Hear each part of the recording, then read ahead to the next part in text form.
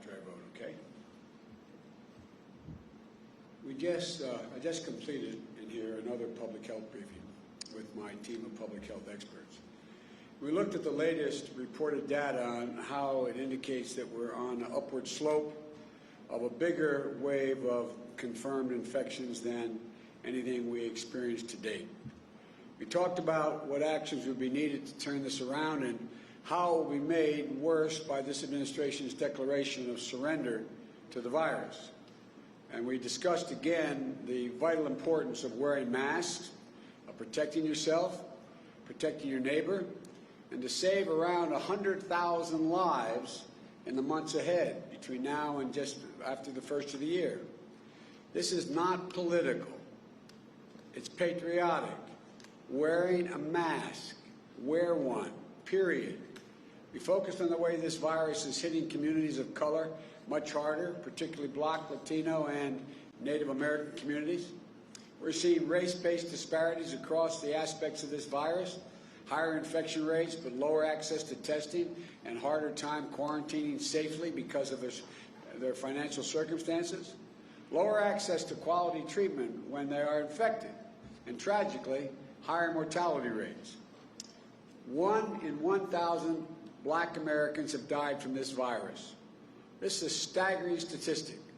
And 57% of Black adults, 46% of Latino adults know someone who has died or been hospitalized from this disease. Folks, we've lost more than 220,000 lives of this virus already. But this administration has just given up. Over the weekend, the White House Chief of Staff, Mark Meadows, went on television and admitted that they've waved the white flag and declared surrender. He said, quote, "We're not going to control the pandemic," end of quote. The American people deserve so much better than this. Just look at what happened last night in Omaha after the Trump rally ended. Hundreds of people, including older Americans and children, were stranded in sub-zero freezing temperatures for hours. Several folks ended up in the hospital. It's an image that captures President Trump's whole approach to this crisis. He takes a lot of big pronouncements, and he makes a lot of big pronouncements, but they don't hold up. He gets his photo op and then he gets out. He leaves everyone else to suffer the consequence of his failure to make a responsible plan. It seems like he just doesn't care much about it. And the longer he's in charge, the more reckless he gets. It's enough. It's time to change.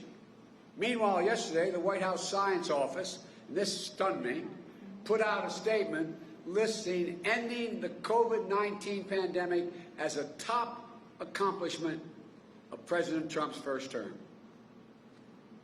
Top accomplishment of Trump's first term. At the very moment when infection rates are going up in almost every state in our union. The refusal of the Trump administration to recognize the reality we're living through at a time when almost 1,000 Americans a day are dying every single day is an insult to every single person suffering from COVID-19 and every family who's lost a loved one. There's nothing more personal. There's nothing more personal to an American family than their health care and the health care of their loved ones. I know all too well what it feels like to have your heart ripped out losing a loved one too soon. To sit at the hospital bedside and feel like there's a black hole in the middle of your chest knowing there's not much you can do. I and many of you know what it feels like to watch a beloved person lie there dying of cancer or some other disease without having to wonder about whether you're going to pay for the medical bills or what would happen if, God forbid, the insurance companies were able to come in and say, you know, we're not going to cover the treatment. And yet today, President Trump is on a single-minded crusade to strip Americans of their health care. That would only create another enormous crisis in the public health system. In 2 short weeks, exactly 1 week after the election, the Trump administration will make its case asking the Supreme Court to strike down the Affordable Care Act, quote, in its entirety. In its entirety. Let me say that again. They're arguing that the entire law must fall, which would strip 20 million Americans of their health insurance overnight, rip away protections for pre-existing conditions for more than 1 400 million people in the middle of an upswing of a pandemic. The upswing. Look, just this week on 60 Minutes, we heard what Trump told Leslie Stahl about the upcoming Supreme Court case on the Affordable Care Act, and I quote, "I hope that they end it. It'll be so good if they end it," end of quote. There's no question. There's no question that's why President Trump nominated Justice Barrett to the court. That's why the Republicans jammed her through the confirmation in the middle of an election. Republicans have tried and tried and tried since the Affordable Care Act was passed to overturn it, and every single time they failed. President Trump has tried everything he can on his own to sabotage the law. So now, through what I characterize as a craven abuse of political power, they've added to the court a justice who criticized Chief Justice Roberts' previous decision to uphold the Affordable Care Act in hopes that they can destroy the Affordable Care Act once and for all through the courts, no matter how many Americans they hurt in the process.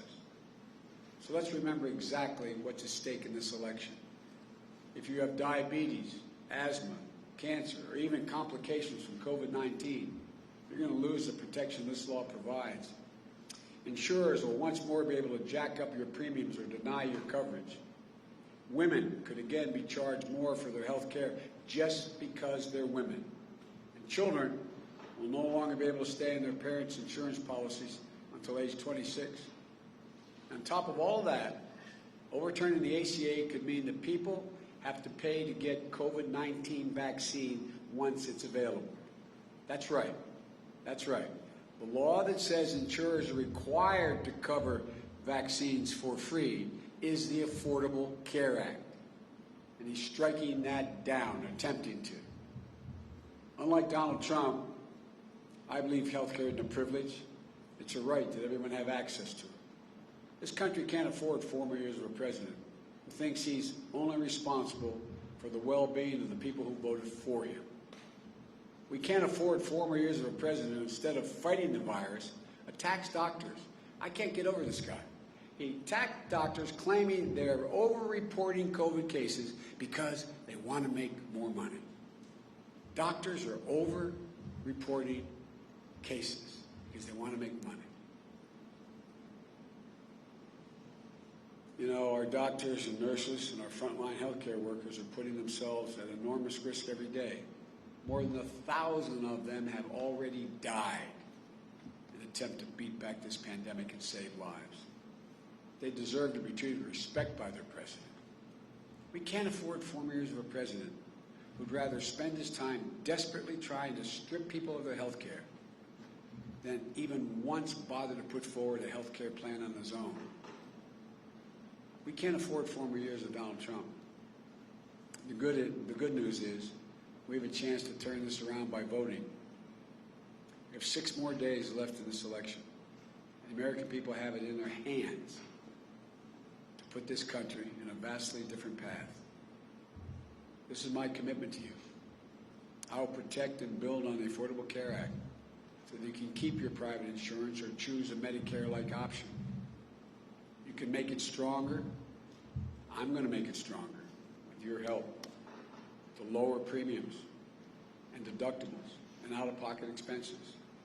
We'll bring down drug prices by almost 2/3 by taking steps such as allowing Medicare to negotiate with the pharmaceutical companies who are making billions of dollars, making the price lower. When they negotiate, Medicare says, we're only going to pay you X amount for the following medicines.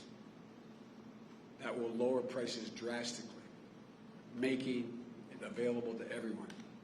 We're going to make sure every American has access to free COVID-19 vaccine. This isn't beyond our capacity. Now, if we come together, we can stand together. If we stand together as the United States, Democrats, Republicans, and Independents, we can transcend old divisions and show what's possible. There's nothing beyond our capacity.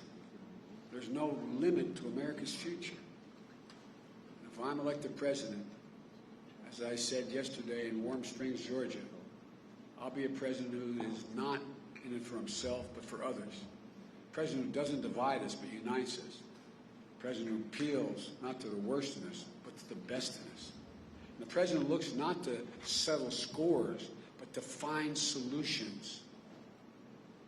The president guided not by wishful thinking, but by science, reason, and facts. Even if I win, it's going to take a lot of hard work to end this pandemic. I'm not running on the false promise of being able to end this pandemic by flipping a switch. But what I can promise you is this. We will start on day one doing the right things. We'll let science drive our decisions. We will deal honestly with the American people. And we'll never, ever, ever quit. That's how we'll shut down this virus, so we can get back to our lives a lot more quickly than the pace we're going at now. You know, I'm going to fight to protect your health care, I promise you, just like I fight for my own family. We can do this, I promise you. Now I'm going to go do what I hope all of you do. I'm going to walk out of this building, and I'm going to go vote. I'm going to go vote. There's a lot of people on that ballot, not just me, but the down ballot as well, that are going to change things for us, make it better. So may God bless you all, and may God protect our troops. Thank you.